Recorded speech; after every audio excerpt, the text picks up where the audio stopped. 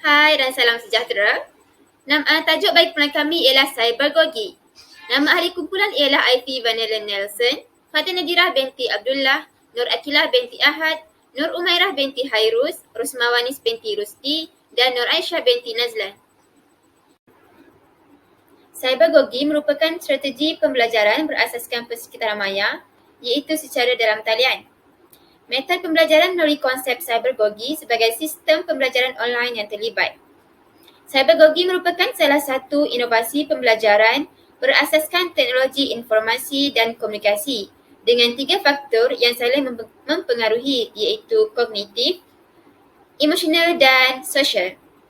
Cybergogi merupakan gabungan asas-asas dari kedua-dua pedagogi dan andragogi untuk mencapai pendekatan baru untuk belajar. Cara atau kaedah bagi konsep cybergogi ialah melalui pencarian maklumat. Langkah-langkah keselamatan cyber. Para pelajar juga boleh menggunakan Word, Excel, PowerPoint untuk penulisan laporan. Selain itu, terdapat pelbagai aplikasi komputer. Bagi elemen konsep cybergogi ialah menggunakan pelbagai alat iaitu komputer, teknologi dan internet. Internet merupakan elemen paling penting dalam konsep cybergogi kerana ianya merupakan penentu bagi kelancaran kaedah pembelajaran cybergogi. Elemen seterusnya ialah kurikulum fleksibel. Hai, Assalamualaikum. Nama saya Rusmawanis binti Rusti. Saya akan membentangkan faktor kognitif. Domain kognitif menunjukkan faktor-faktor yang memulakan pembinaan pengetahuan pelajar. Yang pertama ialah pengetahuan sedia ada. Pengetahuan sedia ada penting dalam mempengaruhi proses pembelajaran kerana ianya adalah asas kepada pelajar dalam mempelajari pengetahuan yang baru. Apabila mereka berjumpa dengan istilah-istilah yang sering mereka pakai, mereka akan jadi lebih teruja untuk mendalami perkara yang baru. Dan mereka akan mula mengaitkan pengetahuan baru dengan pengetahuan yang sedia ada, di mana ia mampu memupuk minat untuk belajar. Oleh itu, guru perlu menyusun rancangan pengajaran harian dengan teratur mengikut konsep yang betul agar tidak terjadi sebarang kesalahfahaman pelajar dalam mempelajari perkara yang baru. Yang kedua ialah pencapaian matlamat. Ianya mampu meningkatkan motivasi pelajar dan menggalakkan pelibatan mereka dalam proses pembelajaran. Oleh itu, guru boleh memilih kaedah yang terbaik bagi menyampaikan ilmu serta menyediakan tugasan yang berkesan terhadap pelajar. Terdapat 2 ciri pelajar dengan tujuan pencapaian, iaitu yang pertama, berorientasikan peperiksaan, di mana mereka lebih tertumpu kepada hasil akhir pembelajaran berbanding proses pembelajaran. Dan yang kedua ialah berorientasikan pembelajaran, di mana mereka lebih menikmati proses pembelajaran dan juga menganggap kegagalan adalah keperluan mereka untuk bekerja lebih keras lagi. Faktor yang seterusnya ialah kegiatan belajar yang melibatkan tugas dan penilaian.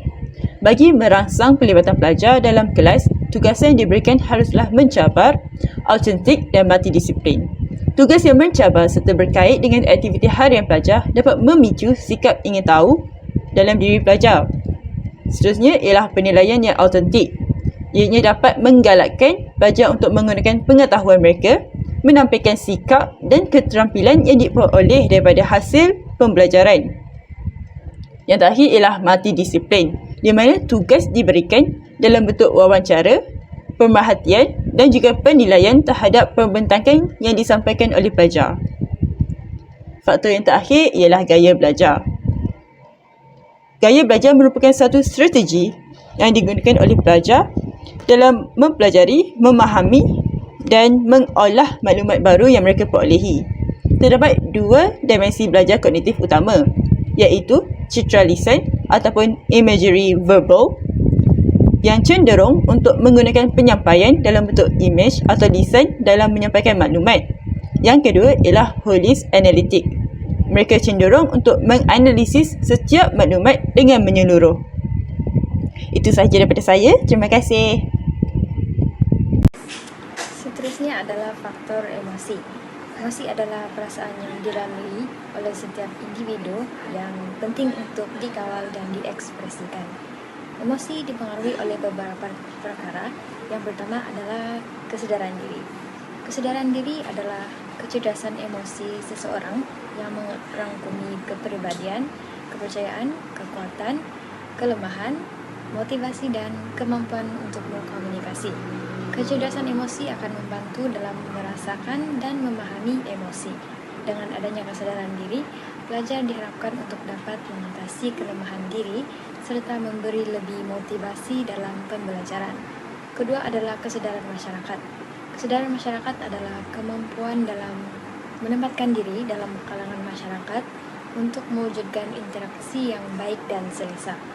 Hubungan intrapersonal dalam seseorang individu dapat mempengaruhi kejayaan atau kegagalan mereka, karena perkara ini mempengaruhi keselesaan seseorang individu dalam mengekspresikan diri. Ketiga adalah emosi dalam suasana pembelajaran. Persekitaran yang selesa memudahkan pelajar untuk memahami pembelajaran karena ketiadaan gangguan. Selain itu, pembelajaran cybergogi dapat mempelbagaikan gaya pembelajaran melalui penggunaan teknologi untuk menyesuaikan gaya pembelajaran. Seterusnya, memudahkan pembelajaran pelajar. Yang terakhir adalah emosi dalam proses pembelajaran. Proses pembelajaran dipengaruhi oleh dua jenis emosi, yaitu emosi negatif dan emosi positif. Emosi positif adalah perasaan ingin tahu, bangga, dan puas yang boleh mendorong motivasi tinggi dalam pelajar untuk belajar.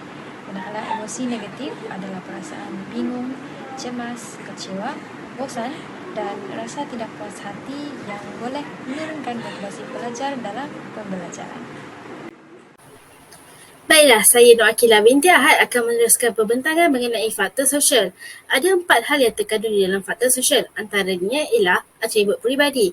Setiap individu mempunyai atribut peribadi yang berbeza. Ia berbeza dari segi jantina, usia, bahasa dan pelbagai lagi aspek. Sebagai contoh, seorang wanita sering membuat keputusan berdasarkan emosi dan perasaan, manakala bagi seorang lelaki membuat keputusan berdasarkan akal dan logik. Dalam aspek usia pula, semakin dewasa seseorang itu, maka pola pemikirannya akan semakin dewasa. Hal ini sesuai dengan konsep cybergogi untuk menciptakan pembelajaran atas talian ataupun online yang sangat sesuai untuk orang dewasa. Hal yang kedua ialah konteks sosial budaya. Setiap pelajar memiliki latar belakang sosial dan budaya yang berbeza sehingga dapat menciptakan sikap saling memberi, menerima, toleransi dan menghargai pendapat orang lain. Proses pembimbingan dan toleransi antara guru dan murid berlaku dalam interaksi sosial budaya. Hasil interaksi sosial budaya dapat menjadikan seseorang pelajar itu lebih berdikari.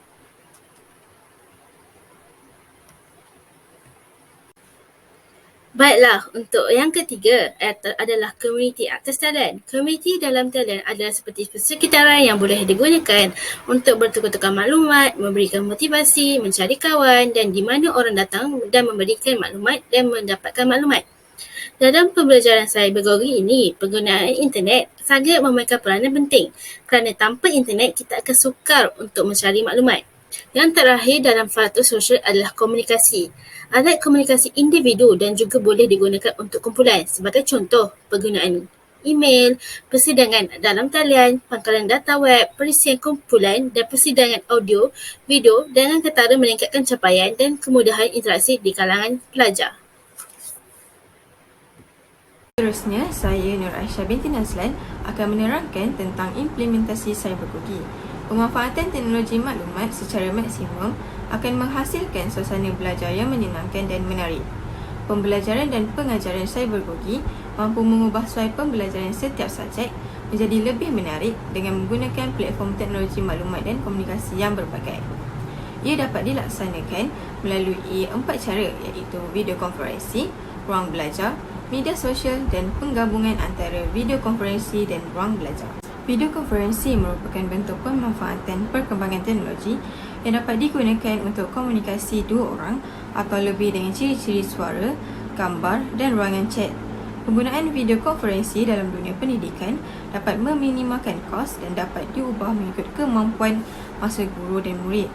Proses pembelajaran dapat dilakukan di mana sahaja dan bila-bila sahaja dan ini menyebabkan proses pembelajaran lebih fleksibel dan efisien. Antara contoh-contoh video konferensi yang sering digunakan adalah Zoom Cloud Meeting dan Google Meet.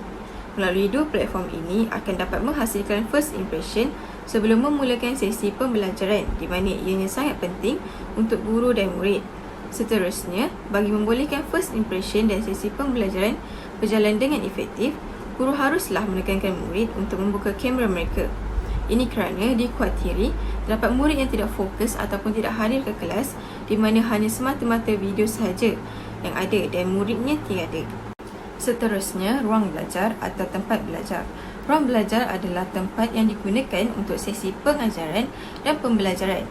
Terdapat beberapa faktor yang menyumbang kepada ruang belajar yang bagus, iaitu bebas daripada gangguan dan bunyi yang tidak menyenangkan, di mana ia mampu mengganggu tumpuan pembelajaran, persekitaran yang baik dan juga pencahayaan yang baik. Terdapat beberapa aplikasi yang sering digunakan yang dijadikan sebagai ruang belajar, antaranya ialah Google Classroom dan Moodle. Seterusnya, media sosial. Media sosial adalah platform di mana penggunanya dapat berinteraksi dengan sangat mudah dan dapat menyampaikan maklumat dengan pantas. Berbeza media sosial bermakna terdapat perbezaan dalam penggunaannya. Yang pertama adalah Instagram. Instagram adalah media sosial yang dijadikan tempat untuk menyebarkan segala info-info penting. Antara contoh feature Instagram yang boleh digunakan adalah feature story. Semasa edit untuk post di story, guru boleh meletakkan jawapan di senarai polling di mana murid diberi pilihan jawapan. Seterusnya ialah YouTube. YouTube adalah platform yang sangat sesuai untuk penggunaan untuk mengupload video tanpa had masa, yang di mana ianya boleh diakses oleh semua orang. Dalam konteks pembelajaran, guru boleh mengupload video ulang kaji pembelajaran ataupun cara-cara menjawab soalan dengan betul. Jika murid itu tidak faham, maka murid tersebut dapat mengulangi video pembelajaran itu bila-bila masa sahaja. Dan yang terakhir ialah Facebook. Facebook mempunyai feature yang hampir sama dengan Instagram dan kegunaannya untuk pembelajaran juga adalah sama seperti Instagram, di mana guru ataupun murid sendiri boleh mengupload feed mereka dengan sesuatu kandungan pembelajaran. Dan yang terakhir ialah penggabungan video konferensi dan ruang belajar.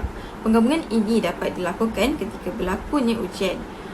Antara contoh penggabungan yang ada ialah Zoom Meeting Cloud dan Google Classroom, Google Meet dan Google Classroom, dan juga Webex dan Padlet. Akhir sekali, kesimpulan, inovasi pendidikan perlu dilaksanakan sejajar dengan perkembangan teknologi informasi dan komunikasi. Antara salah satu caranya adalah melalui pembelajaran cybergogi.